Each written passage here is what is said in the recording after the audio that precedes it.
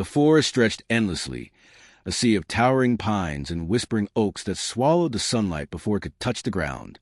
Deep within its heart, where the wind carried only the rustle of leaves and the distant cry of a hawk, stood a small, weathered cabin. Smoke curled from its chimney in thin, weary spirals, as if even the fire inside had grown tired of burning. This was the home of Ethan, a man who had long ago traded the noise of crowded towns for the silence of the woods. He was a woodsman by trade, his hands rough from years of splitting logs and his shoulders broad from carrying them. Each morning, before the sun had fully risen, he would step outside, his breath fogging in the crisp air, and set to work. The steady thunk of his axe was the only sound that broke the stillness, a rhythm as familiar to him as his own heartbeat. He spoke little, not because he had nothing to say, but because there was no one to listen. The trees did not answer, and the animals kept their distance. Ethan's solitude was not born from hatred of others, but from loss. Long ago, sickness had taken his parents, leaving him alone in a world that felt too large and too empty. He had tried once to live among people, but their laughter and chatter only made the ache in his chest worse.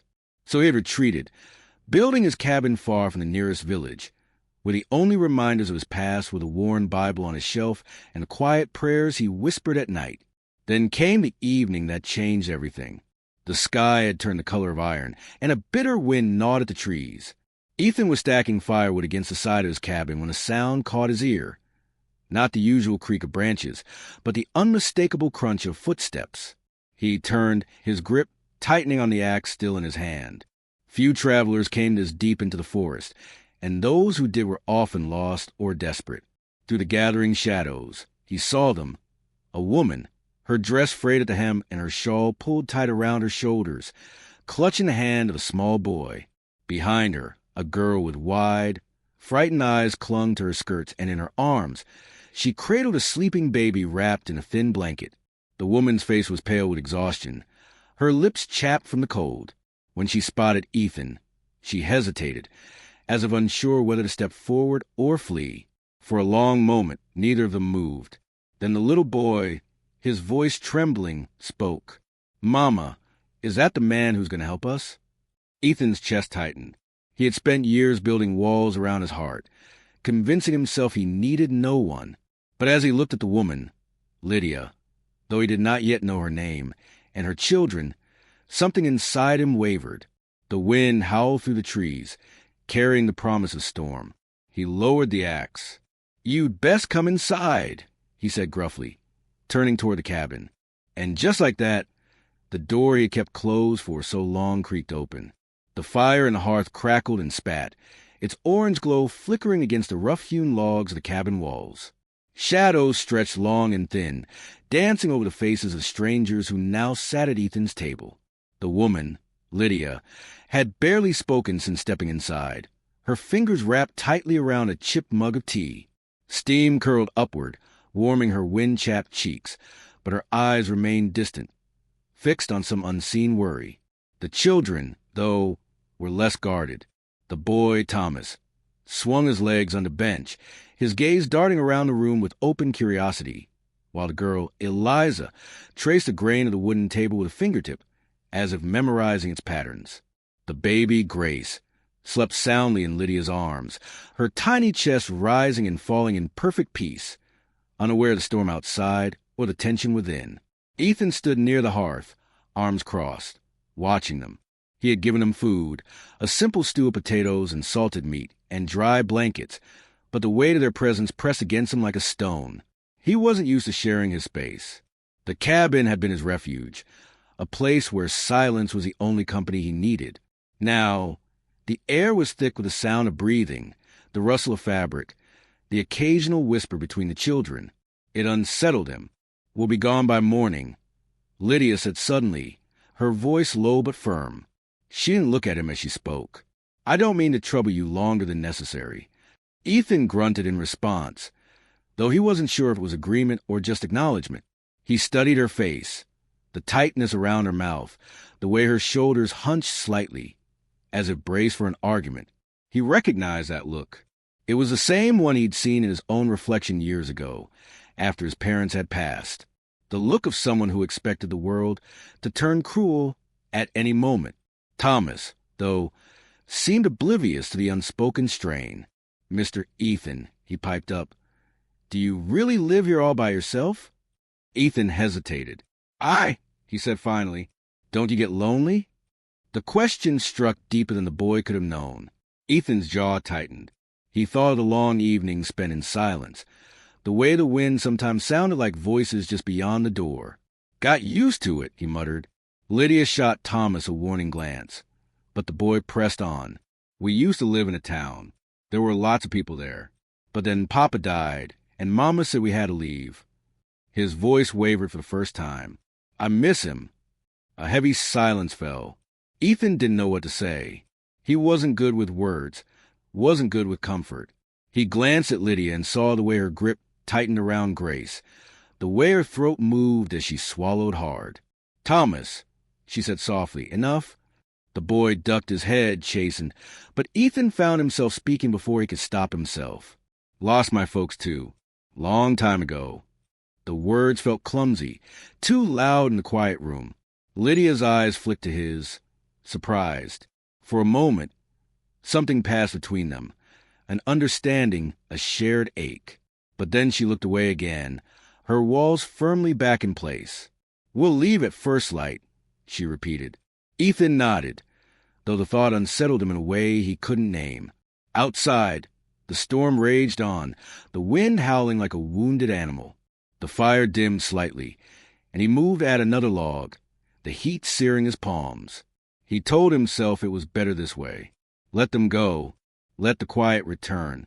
But as he glanced back at the huddled figures at his table, the mother clutching her children like they were the last solid things in the world, he wondered if the silence would feel the same after they were gone. And for the first time in years, the thought of it didn't bring him peace. Dawn should have come. The sky beyond the cabin small, thick-paned windows remained choked with bruised purple clouds. The light feeble and gray as if the sun itself had been swallowed by the storm. The wind had grown teeth overnight, gnawing at the eaves and rattling the shutters with persistence that set Ethan's nerves on edge. He stood at the window, his callous fingers gripping the rough wooden frame as he peered into the swirling snow. The path back to town, if it could even still be called a path, was buried beneath drifts that rose past his knees. No one was leaving today. Behind him, the fire spat and hissed as a damp log shifted in the hearth. The sound was nearly drowned out by the excited chatter of Thomas and Eliza, who knelt on the floor near the warmth, playing some game involving acorns and scratch lines on the floorboards. Lydia moved quietly between the hearth and the table, her steps careful as she balanced Grace against her, shoulder while stirring a pot of porridge. The baby had been fussy all morning, her tiny face pinched and red. Ethan turned from the window, his boots scuffing against the floor. "Storm's worse," he said, the words coming out gruffer than he intended. "You won't be traveling today." Lydia's spoon stilled in the pot. She didn't look at him. "We can't impose." "You'd impose worse by trying to leave in that." Ethan cut in, jerking his chin toward the window. "Snow's deep enough to swallow the young ones whole. Wind would steal the breath from your lungs before you made it half a mile." A flicker of frustration crossed Lydia's face, but she bit it back. He could see the calculations moving behind her eyes, the weight of pride against the safety of her children. Grace whimpered, nuzzling against her mother's neck with a wet, congested sound. It was Thomas who broke the silence. "Mr. Ethan, can I help you with the chores today?" The boy bounced his feet, his earlier game forgotten. "I'm strong. I can carry things." Ethan opened his mouth to refuse. He didn't need help, didn't want a complication, but Eliza piped up, her voice small but stubborn. "I can help too. Mama says I'm good at sorting." Lydia's shoulders tensed. "Children, don't pester." Ethan exhaled sharply through his nose. "Fine," he muttered, "but you listen close, and you do exactly as I say. No wandering off. No foolishness." Thomas's grin could have lit the room brighter than the fire. The day unfolded in ways Ethan couldn't have predicted. Thomas shadowed him like a second shadow, earnest and eager as they hauled firewood from the lean-to to the porch, the boy straining to carry logs half his size. Eliza, quieter but just as determined, organized the tins of dried goods in the pantry, her small fingers sorting beans from rice with meticulous care. Lydia moved between them, tending to Grace, but Ethan caught her watching him sometimes, studying the way he corrected Thomas's grip on the axe handle, or how he wordlessly handed Eliza a rag when she spilled a handful of lentils. By midday, the storm had worsened. Snow piled against the door in drifts, and the wind screamed through the trees like something alive. Ethan found himself standing at the window again, his stomach tight. They were well stocked, but if this kept up, a thin, reedy cry cut through his thoughts. Grace. The sound was wrong, too sharp, too strained. He turned to see Lydia pacing near the fire, the baby cradled tight, her face drawn with worry. Grace's cries were weak but constant, her tiny fists flailing. Ethan crossed the room in 3 strides. What's wrong with her? Lydia's voice was frayed at the edges. She's feverish. I think it's her ears. She's been tugging at them all morning. Thomas and Eliza hovered nearby, their eyes wide. Is Grace going to be okay? Thomas whispered. Ethan didn't answer. He stared at the baby's flushed face, at the way her breath hitched. His mind flashed to his mother, how she'd once told him that fevers could take infants fast, like a candle snuffed by the wind, without a word. He turned and strode to the peg by the door, yanking down his heavy coat. Lydia's head snapped up. What are you doing? Town's got a medicine woman, he said, shoving his arms into the sleeves. She'll know what to do. Are you mad? Lydia's voice rose. You'll freeze to death out there. Ethan grabbed a scarf, winding it around his face. Better me than her. For a heartbeat, they just stared at each other, her eyes blazing, his like flint. Then Thomas darted forward, pressing something into Ethan's hand. A clumsily carved wooden figure. A horse, maybe, or a dog. For luck, the boy whispered. Ethan clenched his jaw, shoved the trinket into his pocket, and yanked open the door. The storm roared in, a wall of white and howling wind. He didn't look back as he stepped into it. The cold hit him like a hammer. Snow lashed his face, the wind stealing his breath. He could barely see 3 feet ahead. Somewhere out there was a path. Somewhere out there was help. He walked, and as the cabin vanished behind him, Ethan realized with a jolt that for the first time in years, he had something, someone, to walk back to. The world had narrowed to a tunnel of white. Snow whipped sideways in furious gusts, stinging Ethan's exposed skin like 1,000 tiny needles. Each step forward was a battle. His boots sank deep into drifts that reached his thighs, and the wind shoved against his chest as it determined to send him sprawling. He kept one gloved hand raised to shield his face, squinting through the blur of snow for any familiar landmark. The path to town had disappeared completely beneath the storm's relentless breath. His lungs burned. His toes had long since gone numb. The carved wooden figure Thomas had pressed into his hand felt like a brand against his thigh through the fabric of his pocket, a reminder of why he couldn't stop, couldn't turn back. Grace's weak cries echoed in his memory, mingling with older ghosts. His mother's cough in the dead of winter, his father's last rattling breath. He'd been powerless then. He refused to be powerless now. A particularly vicious gust nearly knocked him sideways. Ethan staggered, catching himself against what he realized was a fence post, the outermost marker of Old Man Brewer's farm. The town couldn't be more than half a mile further. He pushed onward, his muscles screaming. By the time the first dim shapes of buildings emerged from the white, Ethan's vision pulsed with exhaustion. He stumbled past darkened storefronts until he reached a small cabin with a green-painted door, the home of Miriam, the medicine woman. He pounded his fist against the wood, his voice raw when he finally found it. Miriam, open up. The door swung inward to reveal a wiry woman with steel-gray hair braided tightly down her back. Her sharp eyes took in Ethan's snow-caked form in an instant. Ethan Cole, she said, her voice like dry leaves. You look half dead. Baby's sick, he gasped. Fever, pulling at her ears. Miriam didn't wait for more. She turned, snatching a satchel from its hook and shoving vials and cloth-wrapped bundles into it with practiced efficiency. How old? 6 months, maybe. She nodded, grabbing a final jar before thrusting it all into Ethan's arms. Oil of clove for the ear pain. Brew this tea for the fever. Steep it 10 minutes. No less. and this poultice goes on her chest. She fixed him with a piercing stare. You get lost on the way back. That child dies. You understand? Ethan's grip tightened on the satchel. I won't get lost. The return journey was worse. The storm had deepened, the temperature plummeting as evening drew near. Twice Ethan nearly walked past his own turn, his thoughts sluggish with cold. The third time he faltered. His boot caught on a hidden root, sending him crashing to his knees. Snow packed into his sleeves, his collar burning against his skin. For one terrifying moment, he wasn't sure he could stand. Then his fingers brushed the wooden figure in his pocket. Thomas's voice whispered in his memory, "For luck," with a groan that tore from his frozen throat. Ethan forced himself upright. The cabin was a beacon when it finally appeared. Smoke curling stubbornly from the chimney, golden light bleeding through the shutters. The door flew open before he reached it. Lydia's silhouette framed against the warmth within. Her face was pale, her eyes wide with something Ethan couldn't name. "You came back," she breathed. Ethan didn't answer. He shoved the satchel into her hands and collapsed just inside the threshold, his body spent.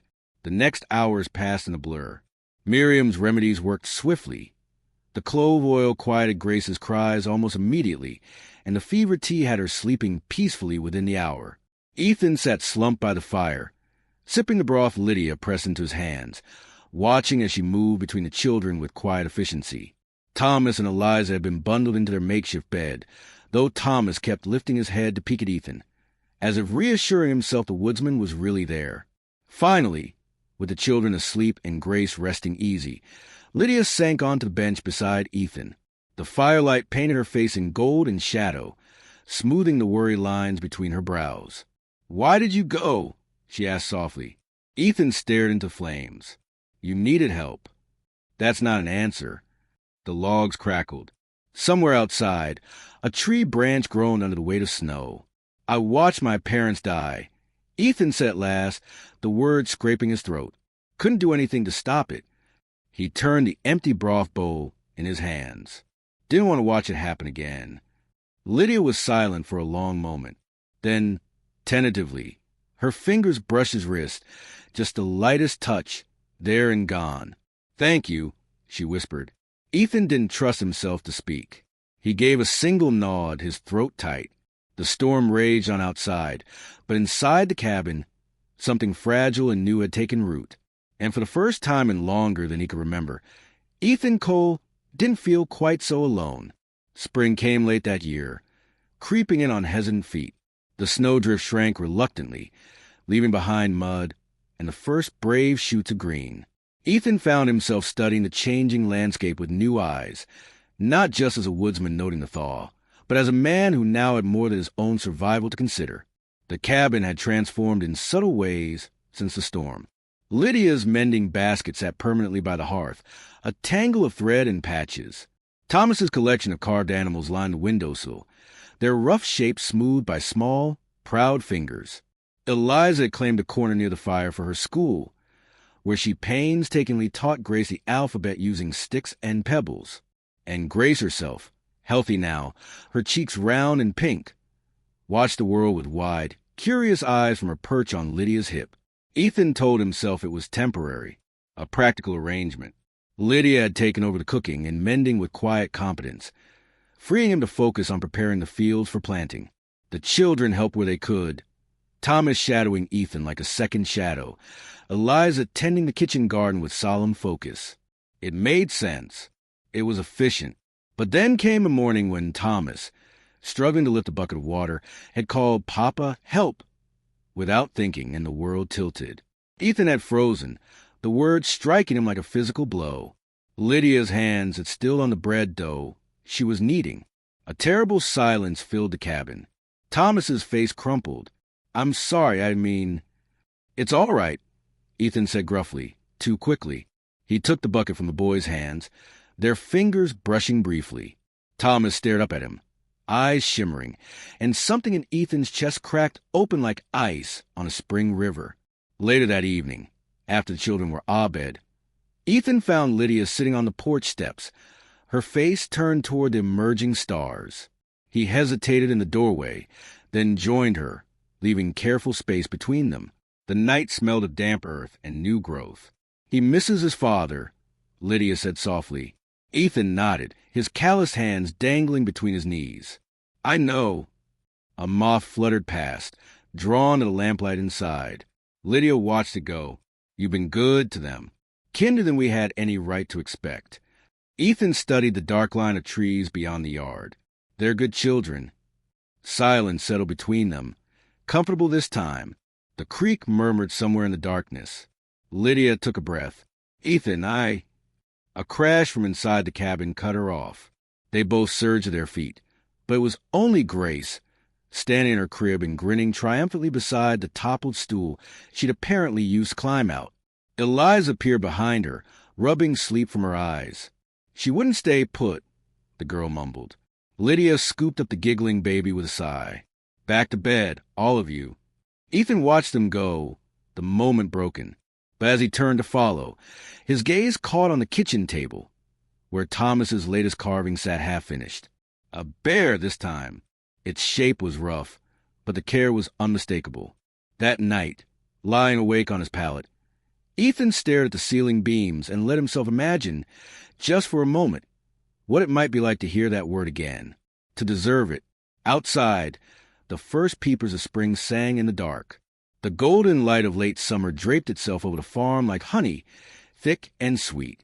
The fields Ethan had tilled with Thomas trotting beside him now swayed with wheat taller than the boy's head. The kitchen garden Eliza tended so meticulously overflowed with tomatoes fat as fists and beans hanging in emerald clusters. Even Grace, who had been a sickly babe swaddled in winter blankets, now toddled barefoot through the grass, her sun-kissed curls bouncing with each unsteady step. Yet beneath the surface of this plenty, a quiet tension hummed. Lydia's hands moved deftly as she preserved the harvest, shelling peas, pickling cucumbers, drying herbs in fragrant bundles. But her eyes often strayed to Ethan where he worked at the edge of the clearing, felling trees for the new room they'd need come winter. She watched the way his shirt clung to his back with sweat, the way he paused to wipe his brow and glance toward the house, as if assuring himself they were still there. The letter had come a week ago, delivered by a dusty traveler on his way west.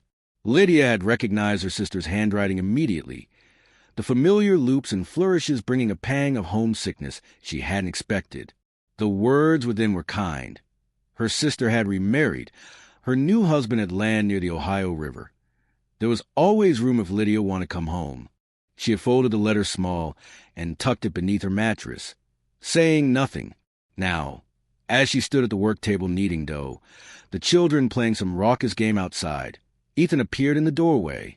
He filled the space completely, his broad shoulders blocking the sunlight for a moment before he stepped inside. Without a word, he went to the wash basin, scrubbing the sawdust from his arms. The water turned cloudy as it sluiced over his skin. "You're quiet today," he observed, reaching for the towel.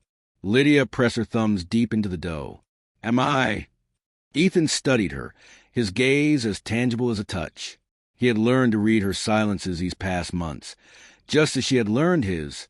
"The children want to go to the Harvest Festival next week." Lydia's hand stilled. The autumn festival marked the turning of a year, when the first apples were pressed into cider and the young people danced under paper lanterns. Thomas had been talking of nothing else for days. "It's a long way to town," she said carefully.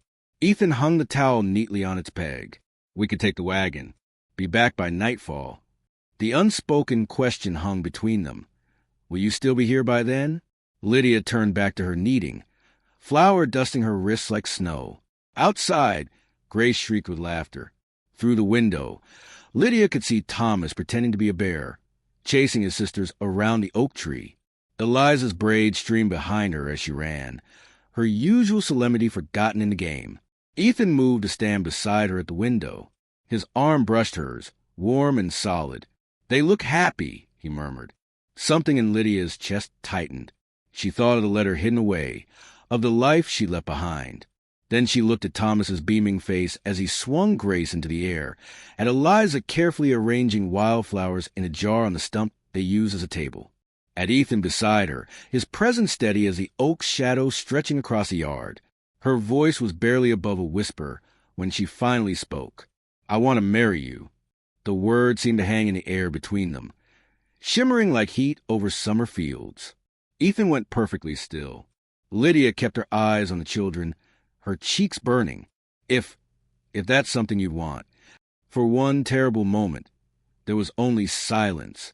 Then Ethan's hand covered hers where it rested on the table, his palm rough against her flour-dusted skin. When she dared to look up, his eyes were bright with something that made her breath catch. "I'll build us a proper bed," was all he said. And just like that, the tension broke. Lydia laughed, sudden and surprised, as Ethan drew her into an embrace that smelled of sawdust and sunshine. Outside, the children paused their game, peering curiously at the window with their parents, for that's what they were now, truly, stood wrapped in each other's arms. Thomas hooped first, dashing for the house with his sisters close behind. By the time they burst through the door, Ethan had already swept Lydia into a kiss that left no doubt about his answer. The children collided with them in a tangle of limbs and laughter, Grace clamoring to be lifted up, Eliza beaming, Thomas bouncing on his toes with questions. As the golden light of evening gilded the room, Lydia knew with sudden certainty that she wouldn't be sending a reply to Ohio. Her sister's letter could stay tucked beneath the mattress, a relic of a path not taken. The harvest festival would come, and winter after that, and all the seasons beyond. But for the first time since her first husband's death, Lydia felt no whisper of doubt about where she belonged. Here, in this house Ethan had built with his hands. Here, with these children who had claimed them both. Here, where love had taken root and grown, quiet and strong as an oak in rich soil. Years had a way of folding into one another like well-worn linen, each season blending into the next until the memories became as much a part of the land as the trees themselves. The cabin that had once stood solitary in the clearing now sprawled with additions, a proper bedroom, a loft for the children, a covered porch where Lydia could shell peas in the shade of summer afternoons. The sapling Eliza had planted on her 10th birthday now stretched its branches over the roof, dropping russet leaves each autumn that Thomas would rake into piles for Grace to leap into with delighted shrieks. Ethan stood at the edge of the wheat field, his once dark hair now threaded with silver, watching as Thomas, no longer a boy but a broad-shouldered man of 20, guided the plow behind their new draft horse. The rhythmic creak of the harness mingled with the chatter of women's voices from the house, where Lydia and Eliza were preparing the midday meal. Grace, now 14 and all long limbs and restless energy, darted between house and field like a hummingbird, carrying messages and water jugs with equal enthusiasm. A small hand slipped into Ethan's calloused palm. He looked down to find Daniel, his and Lydia's miracle child, peering up at him with Lydia's eyes and a face otherwise so like his own at that age. "Papa," the boy said solemnly, "Mama says come eat before the bread cools." The word still sent a warm current through Ethan's chest, even after all these years. He squeezed his son's hand. "Best listen to your mama, then." The kitchen was a riot of warmth and noise when they entered. Lydia stood at the hearth, her one slender frame now softly rounded, her hair pinned up with wayward curls escaping as always. She shot Ethan a look that was half scolding, half affectionate as he entered. "Took you long enough," she said, waving a wooden spoon at him. "I was about to send Daniel out again with a fishing pole to drag you in." Eliza, stirring a pot of stew at the table, hid a smile behind her hand. At 22, she had her mother's quiet strength and a suitor who came calling every Sunday afternoon, bearing wildflowers and nervous smiles. Grace immediately launched into a dramatic retelling of how she'd single-handedly chased a fox away from the chicken coop, her arms flailing for emphasis until Lydia gently redirected her towards setting the table. As they settled around the worn oak table, Thomas scrubbing the dirt from his hands at the wash basin, Grace still talking a mile a minute, Daniel carefully counting out forks. Ethan caught Lydia's eye. The years had etched lines at the corners of her eyes and mouth, but her smile was as bright as the girl he'd found lost in a snowstorm all those winters ago. "Grace," Lydia said as she sliced the bread, "tell your father what you found in the meadow today." Grace's eyes sparkled. "Strawberries. Whole patches of them, just coming ripe." Thomas groaned good-naturedly as he dropped into his chair. "Which means we'll all be picking berries tomorrow instead of finishing the plowing." Ethan took the bread Lydia handed him, his fingers brushing hers. "Strawberry jam's worth it," he said mildly, and the children, no. The young adults, he corrected himself, laughed in the way of people who've heard this particular argument play out every June for as long as they could remember.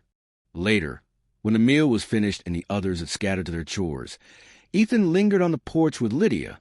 The late afternoon sun gilded the fields, the wheat swaying in a breeze that carried the scent of earth and green growing things.